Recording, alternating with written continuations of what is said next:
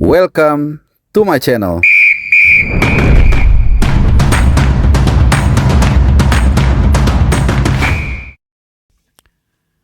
Halo, selamat hari Sabtu, happy weekend, dan juga salam sehat buat teman-teman semua.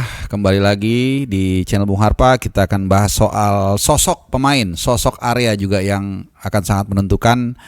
27 hari lagi kita akan menyambut Australia di kualifikasi Piala Dunia round ketiga dari grup C. Ini adalah match day ke-7. Kita akan menghadapi Australia di Sydney Football Stadium tanggal 20 Maret ya. Jadi ada satu area yang sangat penting, yaitu di tengah. Para pemain midfielder tentunya akan gue kupas di kesempatan kali ini. Tapi sebelumnya, mungkin nanti akan gue edit di sini. Ada acara nanti akan digelar di dua tempat di Australia menjelang pertandingan menghadapi Australia tentunya. Tanggal 15 gue akan ada di Perth, ada ngabuburit bareng sekaligus kita ngobrol-ngobrol soal bola. Jadi kalau kalian yang ada di Perth yang mau ya kita silaturahmi ngobrol-ngobrol soal bola sambil buka puasa, langsung aja daftar atau ikut acaranya nanti, gabung. Dan tanggal 19 ya, tanggal 19 Maret atau H-1 menjelang menghadapi Australia juga ada acara yang mirip di Sydney bersama dengan kawan gua Matias atau yang biasa dikenal dengan cowok Prancis, dan juga Fitre Carlina. Mudah-mudahan teman-teman bisa bergabung dan kita bisa guyup bareng. Alright. Langsung aja ke materi. Seperti yang gue bridging di awal, kita akan membahas soal area yang sangat vital, area yang sangat penting, di mana di area tengah midfielder ini kita menghadapi atau mendapatkan berita positif dan juga berita negatif ya. Jadi gue ada satu data seperti yang gue janjikan tadi terkait dengan performa Tom Hai. Ini adalah pemain yang sangat brilian, sangat jenius. Gue nggak selalu tapi sering banget mengikuti penampilan dia di Eredivisie bersama dengan Almere City. Walaupun sejauh ini dia baru mencetak 1 gol, tapi dalam banyak pertandingan yang gue tonton dia benar-benar memikul, menggendong timnya ya. Dan timnya memang saat ini ada di dasar klasemen, tapi penampilan dia hampir setiap pertandingan selalu outstanding. Nah, gue ada satu fakta yang menarik, satu data menarik yang gue kulik, gue riset kecil-kecilan mungkin, di mana pemain ini memang sangat diandalkan oleh Almere City. Jadi dia absen memang di 4 laga pembuka di musim ini bersama Almere City, lebih kepada karena telatnya dia bergabung atau mencari klub baru. Jadi selepas free transfer dari Heerenveen, dia mungkin adalah pemain abroad, pemain Indonesia abroad yang belum mendapatkan klub, dan akhirnya dia bergabung di pertandingan kelima. Jadi pekan ke game week 5 lah gitu ya. Kemudian sampai dengan, ini kita bicara Eredivisie ya, sampai dengan pekan ke-22 itu dia selalu tampil, selalu bermain. Walaupun tidak selalu starter gitu. Jadi 14 kali dia tampil sebagai starter dan 2 kali dari bangku cadangan. Nah, yang menarik dari 16, nanti gua akan sajikan ininya, grafis kecil-kecilan gua lah. Ini asli, ini banget standar banget ya, tapi yang penting bisa membantu kalian memvisualisasikan apa yang gue sampaikan ke kalian. Jadi dari 18 kali main di Eredivisie bersama Almere City, dia mencatatkan 14 kali starter dan hanya 4 kali dia main masuk dari bangku cadangan. Jadi 14 kali starter, 4 kali masuk dari bangku cadangan. Jadi selalu main nih 18 match terakhir di Eredivisie. Nah, yang menarik adalah dari 18 kali match tersebut, itu Tom Hai hanya 2 kali main sebagai starter dan sampai habis full 90 menit. Itu di bulan Oktober 2 kali. Jadi dari 14 kali dia tampil sejak menit pertama, itu 12 kali itu selalu dia diganti. Ya macam-macam ya, ada 60-an, ada 70-an, bahkan juga ada 80-an. Jadi yang full itu hanya 2 kali gitu. Jadi ini menunjukkan bahwa Tom Hai itu secara skill, secara visi, semuanya itu benar-benar lengkap lah.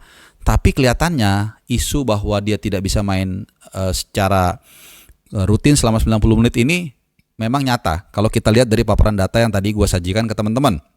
That's why menurut gue peran dari nanti double pivot atau double DM yang kemungkinan akan diusung oleh Patrick Kluivert kalau memang seperti itu dan kemungkinan seperti itu karena lawan Australia rasa-rasanya terlalu riskan kalau kita hanya menemani Tom Hai itu dengan satu DM, satu Ivar Jenner dan satu tadi diharapkan Jaro Ritwald.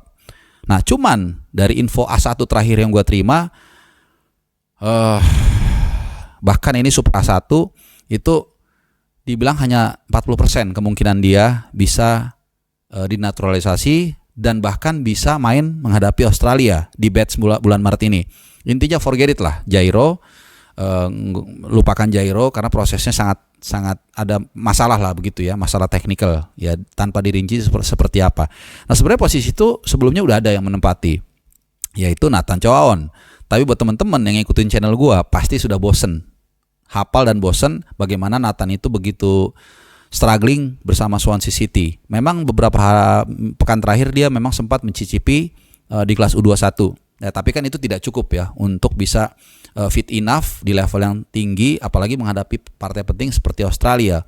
Jadi ukurannya kan tim senior gitu. Sementara dia udah nggak main begitu lama dan kita masih ingat Patrick Kluivert dalam jumpa pers pertama kali pengenalan dia sebagai pelatih timnas Indonesia sudah menekankan akan mempertimbangkan pemain yang punya minute play. Jadi minute play ini penting di mata seorang Patrick Kluivert. Kalau lu nggak punya minute play, walaupun lu bagus, potensi lu atau kemungkinan lu untuk gue panggil kecil. Tapi kalau lu walaupun katakanlah sedang-sedang aja, cuman lu reguler seperti Ivar Jenner di Young Utrecht, itu lu punya potensi besar untuk dipanggil. Nah kemudian Jairo sudah batal, Nathan juga kondisinya nggak stabil. Siapa nih? Nah ada alternatif dua yang mungkin bisa mengatasi situasi ini. Pertama adalah Kevin Dix. Nah Kevin Dix ini kalau kalian ya sebagian besar kalian pasti juga udah tahu bagaimana sangat konsisten bersama Copenhagen. Ya tahun ini aja kalau nggak salah dia mencetak double digit goal. Kalau gua nggak salah ya banyak lah dari titik putih kebanyakan dan dia bisa bermain di area belakang dan tengah. Intinya dia punya sebenarnya dia tuh bisa bagus menyerang juga, naik turun kayak kemarin pas lawan apa ya? Pokoknya di UEFA Conference League dia itu main sangat luar biasa, main sebagai CB kanan, baik sebagai bek kanan, pernah juga CB kiri, pernah juga LB, pernah bisa juga sebagai DM. Oleh karena itu dengan situasi bahwa Jairo sudah batal, Nathan juga ya kita masih nggak tahu rimbanya seperti apa. Nah Kevin Dix itu ada di pole position untuk mengisi posisi tersebut. Jadi perlu pemain yang benar-benar secara endurance itu kuat, secara visi bagus dan punya kemampuan bertahan itu kuat dan akan menjadi bonus kalau dia punya kemampuan juga untuk menyerang. Ya siapa tahu dia akan bisa memberikan elemen of surprise ketika ada serangan balik dan lain-lain. Karena kalau menurut pendapat pribadi gua, lawan Australia itu kemungkinan kita tetap akan memain counter press. Jadi tetap kita akan lebih banyak bertahan sambil sesekali melemparkan atau melontarkan mortir untuk mendapatkan momentum, kesempatan untuk serangan balik dan itu ada di diri seorang Kevin Dix menurut gua. Sehingga nanti kemungkinan bek kanan akan diisi oleh Pak Kumis atau Sandy Walsh yang memang kemarin sudah mulai mendapatkan starter bersama Yokohama Marinos di Champions League Asia gitu. Nah, alternatif kedua adalah ini dia. Yaitu akan didatangkannya pemain baru yang posisinya DM ya cukup bagus. Cuman gua nggak bisa spill saat ini ya, biar yang punya wilayah yang men-spill dalam waktu mungkin dalam beberapa jam lagi, yang pasti hari Sabtu dijadwalkan akan diumumkan. Nah sekarang gue tinggalkan pertanyaan ke kalian buat teman-teman semua, kita diskusi. Menurut kalian siapa yang nanti akan menemani Ivar Jenner di tengah? Ya sekali lagi, siapa yang akan menemani Ivar Jenner di tengah berperan sebagai DM? Apakah kalian setuju Kevin Dix? Ataukah kalian tetap kekeh nggak apa-apa Nathan Choaon karena nggak ada pilihan lain dan dia juga punya kelebihan sebagai sebagai kebot atau kaki kiri, dan kita udah lihat juga aksi-aksi dia di beberapa kesempatan sebagai DM lumayan bagus. Atau mungkin sosok yang satu ini yang gue nggak tahu, mungkin saat video ini dibuat mungkin sudah diumumkan atau enggak. Tinggalkan komen kalian di kolom komentar. Dan sekali lagi sebelum nutup gue mau bilang terima kasih buat perhatian kalian. Terima kasih udah nonton juga, dan selamat hari Sabtu, happy weekend dan adios.